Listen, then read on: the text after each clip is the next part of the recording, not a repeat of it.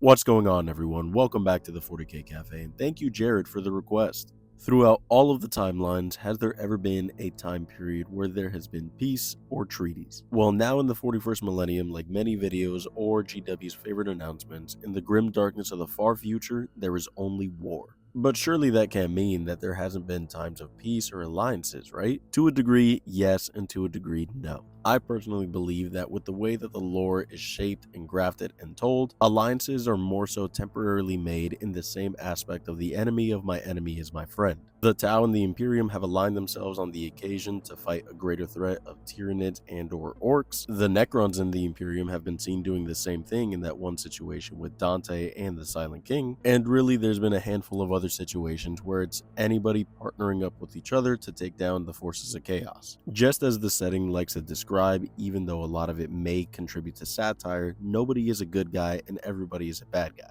But I think people in the setting align themselves against chaos because chaos is the worst guy, or at least that's how I think it's portrayed to be. But going back to your question of times of peace, I personally cannot think of any true outright peace treaties. But what I do know of is times of diplomacy. Situations where two factions may go on to converse and pretty much come to the agreement of, hey, you have a problem over there and I have a bigger problem over here. We will leave each other alone until we figure out our own problems. The whole galaxy is in flames all the time. And even during the Great Crusade, when the Imperium was the most unified, nonetheless, it was still always at war. Whatever peace may be found on any planet anywhere, I truly believe is temporary until the warfront comes to your doorstep. In my personal opinion, it wouldn't be the grimdark if people had time to breathe. And even when you do, although it may not be the warfront, you are still slaving away at whatever task has befallen you. Now mind you, this is just off of what I've read and what I know. For all I know, there could have been a novel that was released, maybe a long time ago, maybe recently, that has described a peace treaty coming to accord. Although I wouldn't be surprised if perhaps in that same setting, the peace treaty was broken at a later time. So if anyone knows of that,